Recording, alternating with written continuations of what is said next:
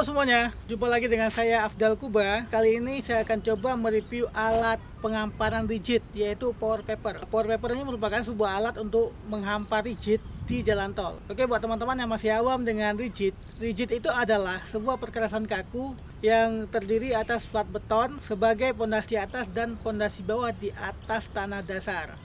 Mungkin yang lebih mudah yang kita pahami itu kalau di jalan raya itu ada aspal, di jalan tol itu ada rigid. Tapi tidak ada juga jalan tol yang ada aspal, teman-teman. Jadi untuk proyek tol Cibancay ini kita menggunakan perkerasan rigid pavement gitu. Jadi di belakang saya ini merupakan alat power paper. Alat ini merupakan milik PT Adikarya Persero yang untuk proyek ini dioperasikan oleh PT Adi Persada Beton selaku anak perusahaan yang bertanggung jawab untuk pekerjaan betonnya. Jadi mari teman-teman. Oke, kita akan coba review dari depan dulu. Bang, depan lagi lah bang. Ini kenapa nanti orang ini? Oke. Di sini itu ada yang namanya molding. Ini molding. Molding itu apa fungsinya? Jadi molding itu sebagai untuk mendapatkan diameter yang kita inginkan, teman-teman. Jadi sebagai pembatas. Jadi misalkan molding ini juga bisa disetting. Kita misalkan ini mau jalannya kita mau lebar 5 meter. Jadi kita setel aja moldingnya, teman-teman. Bisa dibesarkan dan bisa dikecilkan. Kemudian di belakang molding ada yang namanya outrigger. Outrigger ini merupakan fungsinya untuk meratakan sisi kanan, tengah dan sisi kiri alat, teman-teman. Jadi untuk meratakan beton pakai outrigger ini. Jadi juga sangat banyak fungsinya, sangat kuat fungsi dari outrigger ini, teman-teman. Kemudian di belakang outrigger ada yang namanya gate atau pintu. Gate ini untuk mensuplai rigid, beton rigidnya ke fibro, teman-teman. Kemudian di belakang gate ada vibrator. Nanti diambil gambar ya vibratornya ya, biar teman-teman di rumah tahu. Jadi vibrator ini getaran, vibro. Jadi fungsi dari vibrator itu untuk memadatkan beton. Jadi sedikit informasi, teman-teman. Jadi untuk hampar rigid ini, kualitas beton, kekentalan beton sangat diperhatikan dan sangat vital, teman-teman. Jadi kalau beton itu lebih selamnya dari di atas 5, itu mungkin sangat berbahaya. Jadi beton itu retak, akan hancur. Jadi makanya betonnya itu selamnya selam tinggi, teman-teman. Kalau bahasa lebih sangat kental betonnya. Jadi kalau perlu juga alat untuk pemadatan yang harus benar-benar kuat untuk meratakan semua beton ke sisi yang belum padat. Kemudian kita geser ke samping, bang ya. Oke, teman-teman, di sisi sampingnya ada yang namanya, ini merupakan sensor steering dan belakangnya ada sensor elevasi. Sama juga sisi samping kanannya. Jadi teman-teman, yang saya bilang tadi, di alat ini ketebalan itu sangat berpengaruh kepada sensor. Kan tadi sudah saya jelaskan. Untuk penghamparan rigid itu ketebalannya 30 cm. Jadi semuanya berpengaruh di sensor, teman-teman. Jadi saat penghamparan rigid itu tim survei harus benar-benar join dengan tim alatnya, biar tidak ada terjadi kesalahan yang berakibat fatal kepada hasil penghamparan rigid itu sendiri. Kemudian di samping ini juga ada track untuk wirjennya. Jadi track kita ini, teman-teman, memang diperuntukkan pakai karet, teman-teman. Kenapa kita pakai karet? Yang pertama, kita menghampar itu di atas LC, ada lantai kerja.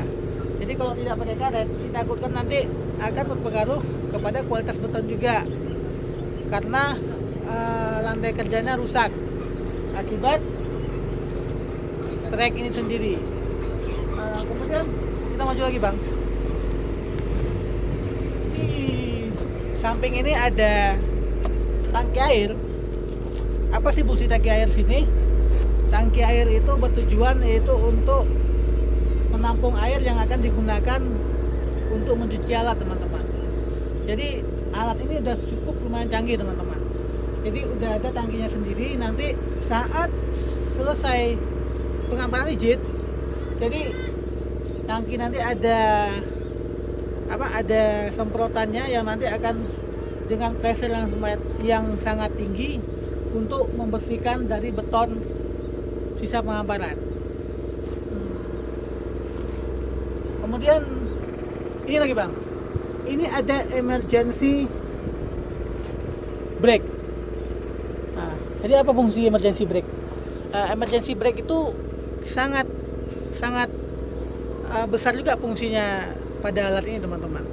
Jadi itu setiap alat itu pasti ada potensi bahayanya. Jadi kalau ada trouble, ada masalah, misalkan ini saat pekerjaan ada orang yang terinjak trek, misalkan ada yang tertabrak trek, kita tuh harus siap. Jadi di alat ini udah diakomodasikan teman-teman safety-nya. Jadi kita bisa langsung matikan teman-teman. Kita tekan tombol merah, jadi alat akan berhenti seketika. Jadi kita bisa langsung evakuasi yang bersangkutan tersebut untuk kita selamatkan terlebih dahulu. Kemudian di atasnya juga ada lampu. Jadi untuk lampu itu biasanya itu lampu biasa, lampu LED yang dibeli terpisah. Jadi ini bukan dikasih dari alat teman-teman. Jadi lampu ini yang memang didesain oleh mekanik. Jadi langsung dibautkan di alat, dipasang di alat. Kemudian untuk elektrikalnya langsung dari alat ini sendiri. Kadang-kadang juga kita biasanya kalau memang lampunya banyak, kita biasakan pakai genset juga. Jadi nanti kita pakai tali panjang, jadi saat alat bergerak, jadi talinya langsung bisa mengikut. Oke, kita maju ke belakang.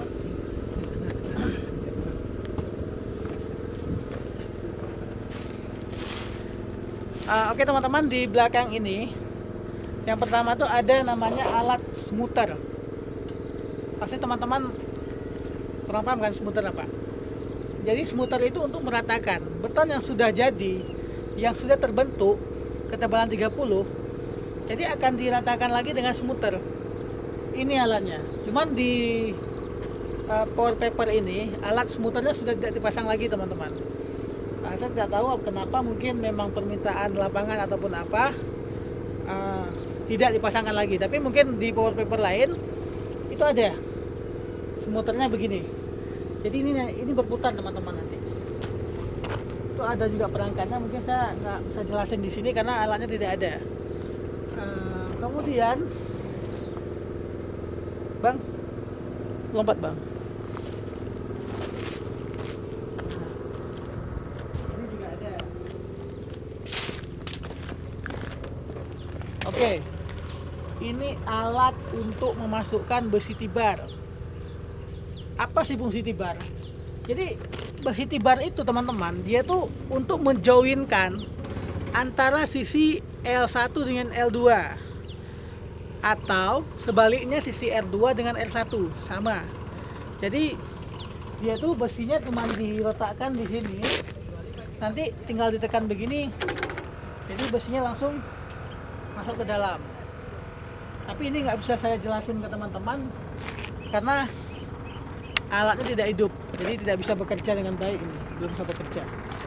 Kemudian di sini lagi juga ada tangga. Ini biasa tangga untuk kita naik menuju ke kabin operator. Bang, kita naik bang ya. Oh ya, bentar. Ini juga ada kabin mesin. Jadi untuk mesin power paper ini ada di sini teman-teman mesinnya. Tapi seperti yang saya jelaskan, jadi alat berat ini tidak seperti mobil ataupun motor pada umumnya, ada PPKB dan ada STNK. Mungkin di alat berat itu cuma ada SIA atau surat izin alat, itu yang dikeluarkan oleh Disnaker atau Kemenaker sama. Jadi di SIA itu cuman tidak terlalu banyak penjelasannya, cuman ada tahun alat. yang pernah saya baca juga di SIA alat ini, saya cuma temukan kemarin, kalau tidak salah tahun alatnya ini tahun 2018 milik PT Adikarya. Cuman untuk mesinnya, setahu saya mesinnya pakai mesin Cayman. Mesinnya Cayman, cuman diesel. Saya juga tidak tahu berapa cc mesin ini, karena saya udah cari referensi di internet, sama operator alat juga tidak tahu cc-nya berapa. Tapi untuk RPM-nya ada 2200 RPM. Oke. Kemudian kita coba naik ke atas alat.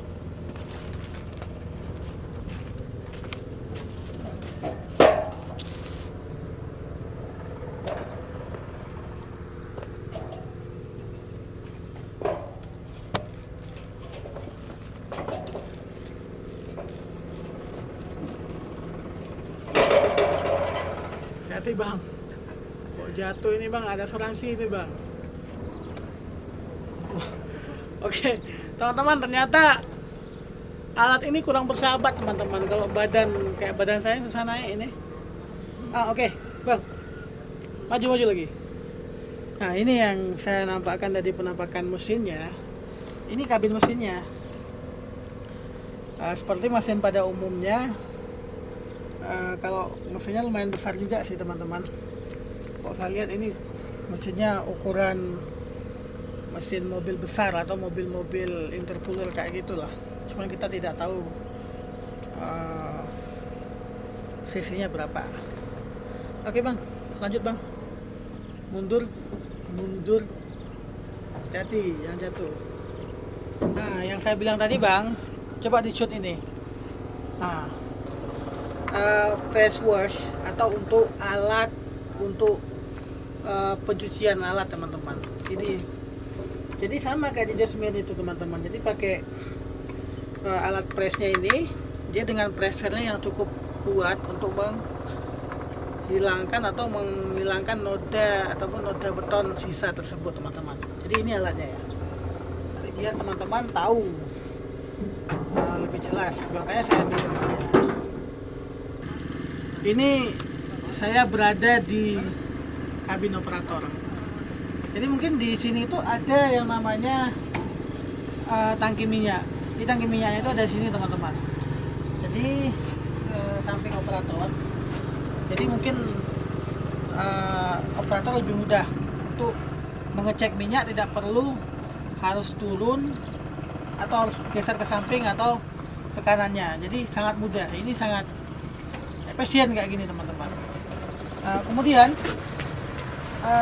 di sini ada panel untuk mengoperasikan alat.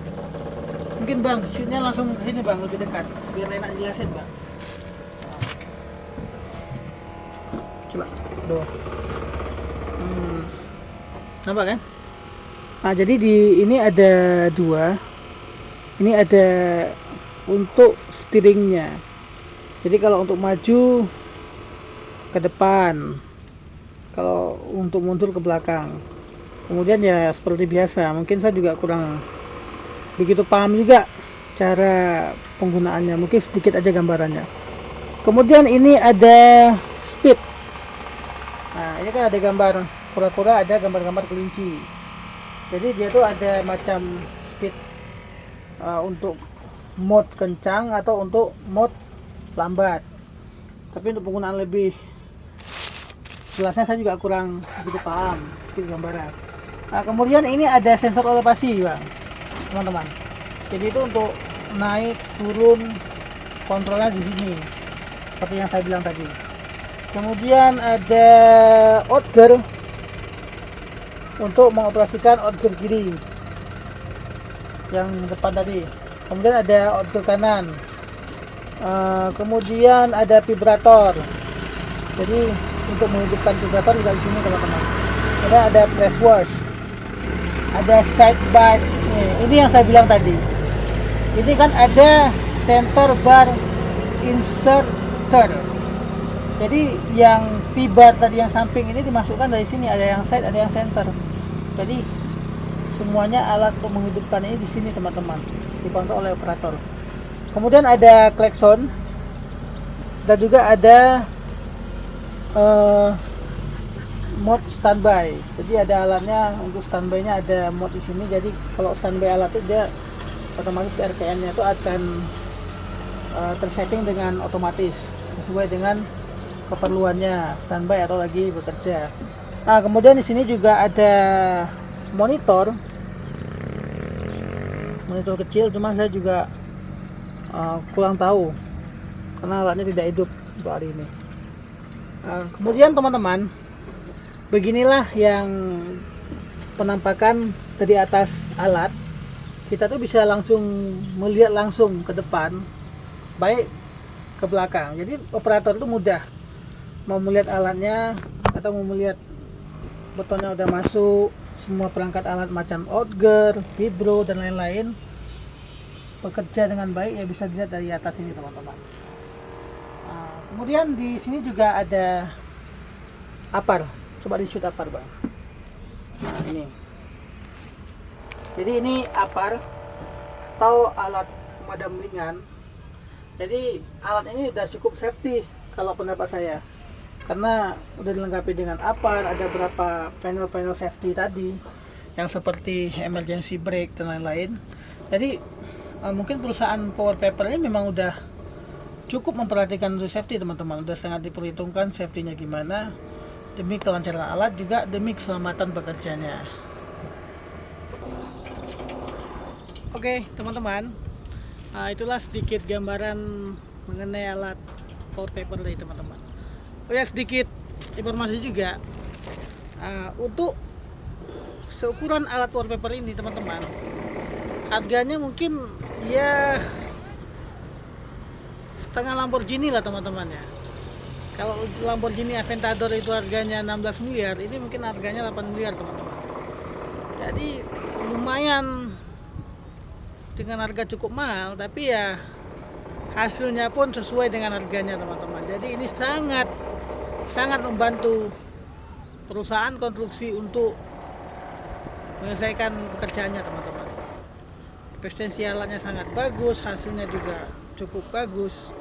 Yang perlu diperhatikan itu dalam proyek konstruksi ada 3. Pertama, waktu, mutu, biaya. Dan ini dengan alat Power Paper ini semuanya tercover dan insya Allah menguntungkan teman-teman.